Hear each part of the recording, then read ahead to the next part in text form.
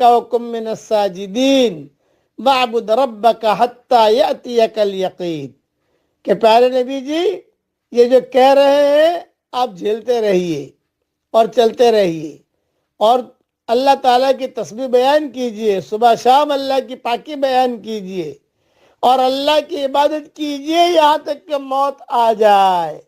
مطلب کہ دعوت کا کام میں جھیلنا بہت ہے۔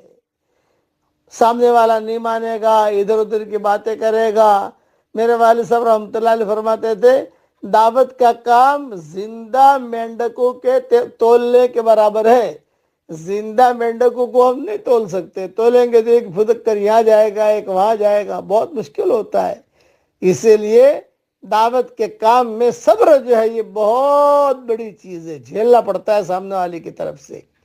اور اگر نامناسب حالات آویں آدمی برداشت کرے۔